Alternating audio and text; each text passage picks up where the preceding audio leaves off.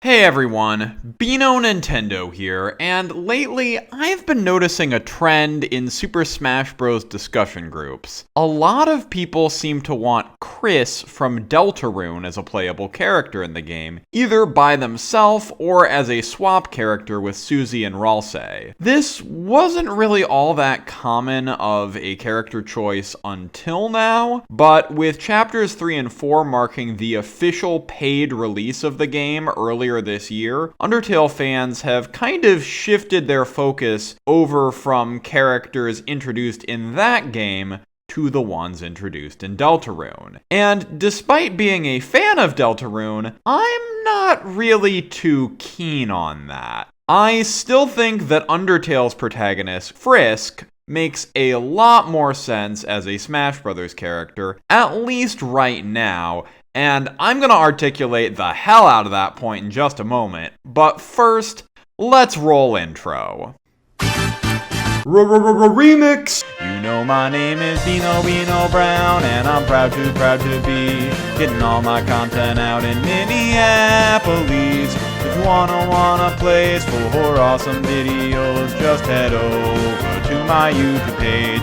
Beano Nintendo, Beano Nintendo, Beano Nintendo.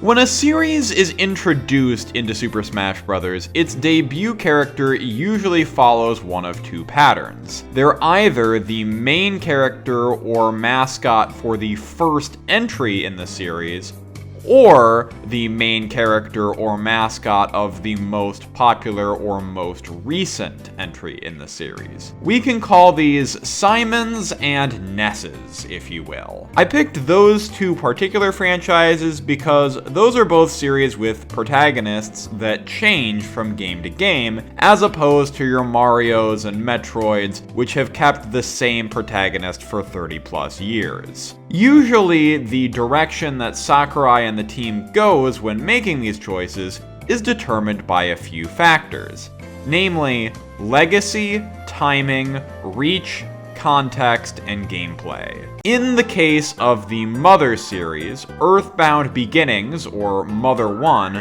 was not a prerequisite to understand the plot of Earthbound or Mother 2. That context didn't really matter. In terms of reach, Earthbound Beginnings had not even released at all outside of Japan at that point, so including its protagonist Ninten in Smash might have confused or even upset Western players. Gameplay-wise, there wasn't really a notable difference in how Ninten would function in Smash versus how Ness would, and even though Beginnings came first, Earthbound's international release meant it saw a small cult following outside of Japan, which Beginnings simply did not have, and so it arguably had the bigger legacy even back then. And then, of course, in terms of timing, Ness appeared in the newest game at the time, whereas Ninten did not. So with all of that in mind, the Smash team decided to give Ness the invite in the original Super Smash Bros. For N64 and leave Ninten in the dust. In the case of the Castlevania series, though, things were a little more interesting. Sakurai was between two options for characters: Simon Belmont for the original Castlevania for the NES, or Alucard, who had technically been around since Castlevania 3, but had really made a name for himself in Symphony of the Night for the PlayStation, still widely considered one of the best games in the series, and serving as a template for nearly all other Castlevanias, and many other game series like it, going forward. In this case, determining which game had the bigger legacy becomes quite a bit tougher because, unlike Earthbound, which pretty much just refined and expanded upon the ideas of its predecessor, Symphony of the Night essentially split the franchise into the more traditional side-scrolling styles of classic Castlevania and the more explorative outings with RPG elements, which fans affectionately called Metroidvanias. Both of these gameplay styles have plenty of dedicated fans, and what I think is notable here is that by the time that Simon got announced for Ultimate, there hadn't been a new Castlevania game in either style for the past 5 years. Meaning that neither Simon nor Alucard could really be considered a definitive winner in terms of timing. I mean, I guess Alucard was in the Castlevania Netflix anime, but the protagonist was a member of Simon's family, and he showed up in the series way earlier, so even that's a bit of a wash. So with legacy and timing out, then context and gameplay are everything. The old-school Castlevania titles were much simpler affairs, with their playable characters mainly relying on their trusty whips, and a few different classes of sub-weapons that you could find throughout the levels. Meanwhile, the newer Metroidvania titles included a ton of different main weapons, transformations, and summons on top of the classic whips and sub-weapons, which honestly kind of felt like an afterthought in certain titles. Alucard would have played radically different than Simon does in Smash, which should be obvious when you look at his assist trophy, and he certainly would have provided a more varied moveset, though I don't think that's inherently better than Simon's more focused approach. After all, as someone who's been making Smash movesets for a while, I know just how easy it is to go overboard with a billion references and create something that doesn't feel cohesive at all. In this case, the context informed the gameplay, because even though in the grand scheme of gaming, Symphony of the Night arguably has the bigger legacy. Before that game came out, Castlevania was nearly synonymous with Nintendo consoles, and at the end of the day, Super Smash Bros. Is a celebration of Nintendo games first and foremost. Alucard was cool and all, but he was never a particularly popular request for Super Smash Bros. Fans because he didn't appeal to the Gen Xers who dreamed of seeing all of their favorite NES and SNES characters cross over like Simon did. Hell, I mean, Simon even got to be part of the main crew for Captain N the Game Master, alongside Smash veterans Pit and Mega Man. You can't say that for Alucard. And speaking of, I do think that knowing about those old school Castlevania titles is more necessary for Symphony of the Night than playing Earthbound Beginnings is for Earthbound, because Alucard debuted in one of those NES titles, and Simon's Echo Fighter in Smash, Richter, is a pretty major player in Symphony of the Night, too. Oh yeah, I didn't forget about Richter. I just figured focusing on the main character rather than his Echo that debuted at the same time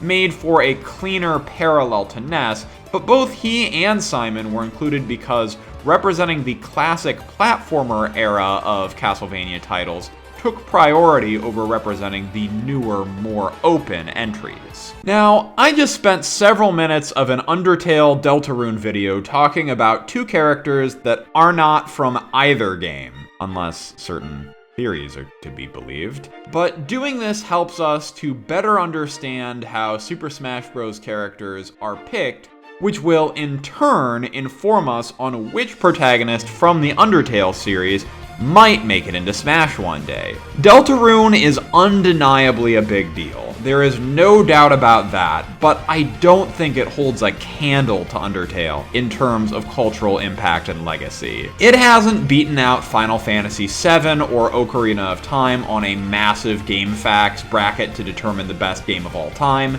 Kenny Omega hasn't walked out dressed as Spampton with Big Shot playing as his intro music. Nobody's gifted Deltarune to the Pope. And this isn't to say that Deltarune can't reach that level of cultural significance eventually, but the game is literally unfinished.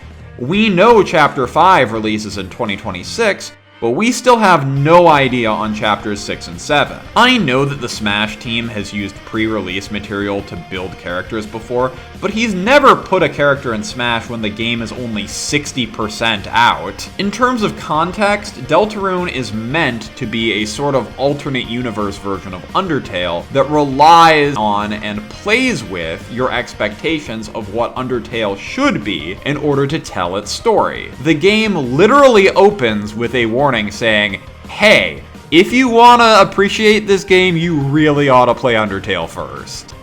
But including Kris in Smash without adding Frisk first would encourage a lot of people to do the opposite and give them a lesser experience with Deltarune as a result. And then for gameplay, I think Frisk is a pretty clear winner too. Kris is a sword fighter. If they got into Smash, they would be on a roster full of other sword fighters without a whole lot to set themselves apart. Now, I have seen some people suggesting that Kris borrow moves from their fellow party members, Susie and Ralsei, or even switch between them, Pokemon trainer style, and to their credit, Smash has taken creative liberties like that before, but only when they've had to. Ness and Lucas only borrow moves from their fellow party members because Sakurai wanted to include characters that represented the entirety of Earthbound and Mother 3's battle systems. Pokemon Trainer has the switching mechanic because the entire character is built around that idea.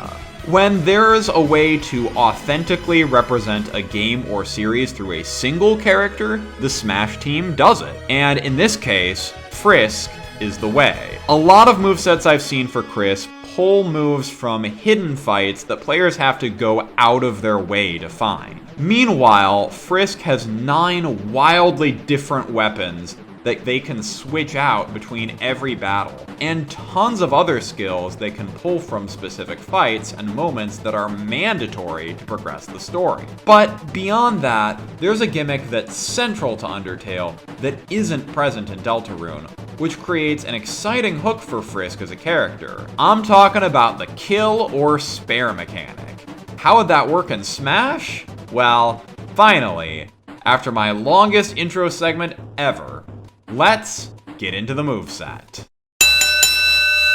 For Frisk's entrance animation, they descend from the sky and fall into a bed of yellow flowers. Then for their basic attack, their jab, they poke with the stick. Their AAA combo has them rapidly jab at opponents with the stick. Their finisher has them use the stick like a baseball bat, similar to Lucas's side smash. For their side tilt, they punch with the tough glove. For their side smash, they slash with the worn dagger. Their up tilt is an upward swipe with the stick. Their up smash flips the burnt pan upward and heals a little bit of HP if it successfully hits a target. Their down tilt is a downward stick poke, similar to Villager's down taunt. Their down smash slams the ground with the torn notebook, causing pages to fly out on either side of them. Their dash attack pays homage to Undertale's light blue attacks, having Frisk wield either a light blue spear in reference to Undyne or a light blue bone in reference to Sans and Papyrus, dashing forward with it. This does a lot of damage to the opponent if Frisk can catch them while they're moving. If they aren't moving at all though, they won't take any damage. Their neutral air has some light homing elements. The yellow heart from their shooter mode appears on Frisk's body as close as possible to the nearest enemy and fires off one weak bullet. Their forward air throws the stick and it will boomerang back to Frisk after being thrown. Their back air stabs with the toy knife. Their up air shoots an energy blast upward with the empty gun. Their down air is repeated stomp attacks with the ballet shoes. Their grab hugs the opponent. Their pummel squeezes them while hugging. And then the forward throw whacks the opponent with the torn notebook. A few pages fly out upon impact. Their back throw suplexes the opponent just because they can. Their up throw tosses the opponent up in the air and dunks them down like a basketball, in reference to Sans's Get Dunked On. And then their down throw repeatedly stomps on the opponent with the ballet shoes. And that does it for all of the basic attacks. So let's talk about Frisk's special moves. This is where things get really interesting. Their neutral special is called Fight, in all caps. When directly next to an opponent, the Undertale Fight meter will appear on top of them. It functions just like it does in game. A white line will move to the right of the meter, and you need to press B before the white line goes away. The closer that the player gets to the middle of the meter, the more powerful the move is. If the player lands a KO with this move, they will receive an attack and defense buff for the rest of the match. Doesn't matter if they're KO'd, the buff will stay there. Sounds great, right? Well, it is great if you use the move twice, but if you score 3 or more KOs this way, you'll enter Genocide mode. Sure, you'll have the highest attack and defense that Frisk could possibly have without the use of items, and your worn dagger and toy knife get replaced with the real knife, meaning that your moves utilizing those weapons specifically get especially more powerful, but you'll also find Frisk acting against your inputs sometimes, like they have their own agenda. There are some other consequences and changes for entering this mode too, which we'll get to in just a sec. But first, let's talk about Frisk's side special. This is called Green Soul mode. Frisk's soul glows green as a blue spear from the fight with Undyne projects itself in front of their body. During this time, Frisk is locked into place, but can change the spear's position with the control stick. The spear can then be used to absorb incoming energy-based projectiles to restore HP, or deflect non-energy projectiles. You can manually put away the spear by pressing B again, or just wait for it to disappear on its own. The up special is the bird that carries you over a disproportionately small gap. Frisk has a pretty good vertical recovery, but is lacking in the horizontal department. This bird picks up Frisk by the head and carries them just far enough to make up for this. If you have racked up 1 or 2 kills with the fight move, the bird will take a little longer to appear, and if you've racked up 3 or more and entered Genocide mode, the bird will not come at all. And then the down special, maybe Frisk's most interesting move, is called Save Point. This move creates a save point identical to the ones from Undertale, and plops it on the ground next to Frisk. The save point can then be interacted with by pressing A next to it and reading the text box that says, "You are filled with determination." This does nothing in the short term, but it allows Frisk to use part 2 of the move. Now the move becomes a counter of sorts, where Frisk can press down B right before the opponent lands their attack to warp back to the save point and escape unharmed. Once the counter function has been used once, the move resets itself to part 1. If Frisk enters Genocide mode, the save point now displays a red counter of how many players you have yet to KO, saying X left, the maximum being 7 thanks to 8-player Smash. The counter goes down for every player you KO, until it simply reads Determination. This isn't just a cosmetic change though. Now, instead of simply pressing down B again to teleport back to the previous save point, the save point will remain in place while Frisk's down B changes to a more traditional counter move, with them also staying in place and retaliating with a more powerful attack.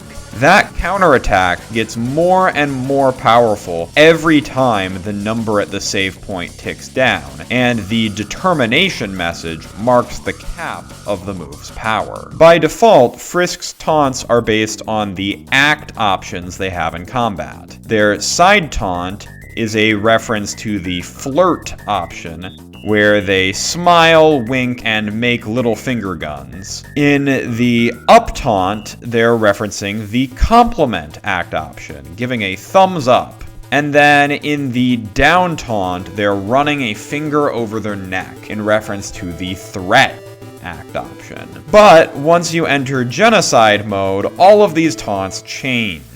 The side taunt has them turn around to reveal blood-red eyes and a slasher smile. The up taunt has the smiling encounter face appear above Frisk's head. And the down taunt slowly pulls the real knife out from behind their back. The taunts aren't the only things that change, though. The final smash is determined by if you're in neutral mode, pacifist mode, or genocide mode. Pacifist mode is really only a thing for the final smash. Basically, pacifist mode is activated if more than half the match has elapsed and Frisk has not scored any KOs with the fight move. Now, the halfway point for a timed match is pretty obvious, but for a stock match, this is determined by when at least half of the total number of stocks for all players have been taken. And then for a stamina match, it's a similar concept, but replace the word stock with the word stamina. And that halfway mark is permanent, by the way. It cannot be reset by something like the Rally X flag or any health restoration items. Their default neutral final smash is called Annoying Dog. They place an artifact on a pedestal in the center of the stage. If an opponent touches it for any reason, including getting knocked into it by Frisk, the Annoying Dog will pop in and unleash a non-stop barrage of attacks on them from all angles. If they hit the pacifist mode, the final smash will be called Soul Intervention. The 6 other human souls gather around Frisk and bestow them with a bunch of green healing items. Touch enough of them, and Frisk will be completely healed, though opponents are also able to touch the green items. And then for the genocide route, the final smash becomes No Mercy Strike. This is an up-close slash with the real knife that deals massive damage, automatically KOing any opponent that hits 100% or more. If they're on their last stock, they will turn to dust. If this is the final KO of the match, it'll immediately trigger a special victory screen where Kara awakens, dealing 99999999999, you get it, damage to everyone before the screen fades to black. There are no opponents to clap on this victory screen and no music either, but it will still display player names and what place each player got. Now, there are 3 other victory poses that are a little bit more standard. You know, they happen at the end of the match, they have the whole screen, all that sort of thing. But they are also dependent on if the player was pacifist, neutral, or genocide. So the pacifist victory pose is Toriel picks up Frisk and gives them a hug. When Frisk is set down, they blush. The second victory pose for a more neutral playthrough is Frisk reaches for the magic artifact, but the Annoying Dog absorbs it and runs away. And then the third victory pose, if you use your fight move a lot to get KOs, Flowey pops up next to Frisk, who proceeds to stomp them into the ground. This will also play a slower, more distorted version of the victory theme, which would be an orchestral arrangement of Dogsong. I don't know why when I search Frisk victory theme or Undertale Smash victory theme, how no one else has come up with that, but Dogsong is a song that captures Undertale's goofy vibes so well, and it is just short and instantly recognizable. Something like this.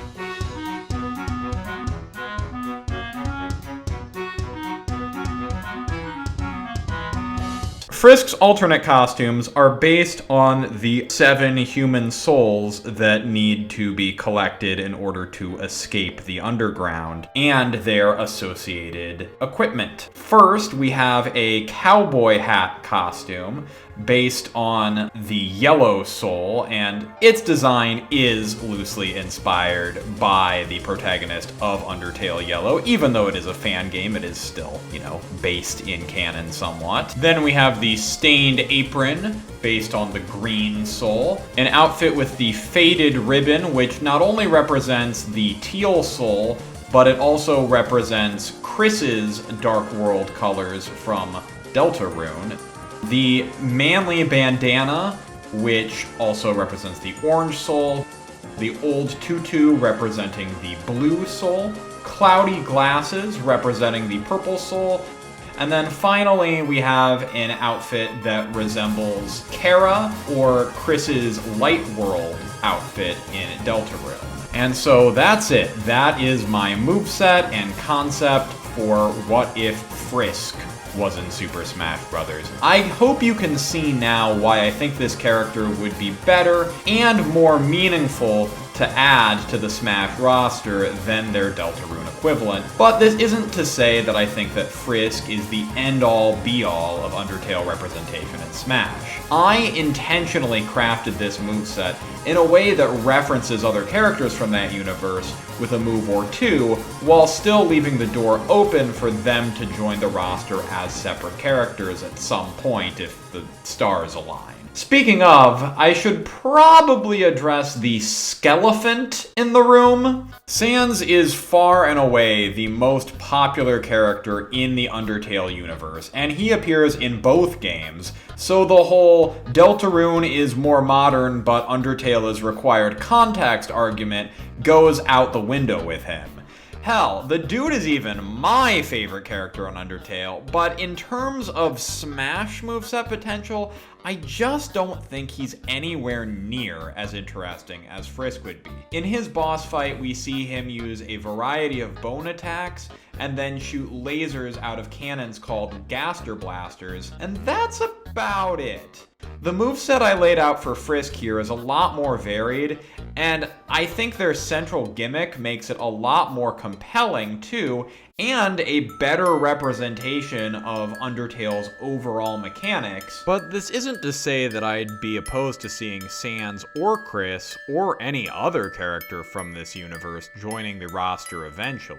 I'd just like to see Frisk get in first. At the end of the day though, I just love these games in general, so even if someone other than Frisk does get into Smash instead, or they get in first, I'm still gonna be happy because, hey, one of my favorite games of all time has a character in Smash now, and that's pretty cool. If you have differing opinions, though, feel free to leave them in the comments below, and while you're there, you might as well like and subscribe and support me on Patreon like these lovely people here. Oh, story of Patreon. And you can also check out my video essay, The Media That Shaped My Move to Minnesota. I show footage of Undertale in that for like a couple seconds, so, you know, it's a relevant plug. But anyway, until next time, this is Beano Nintendo signing off.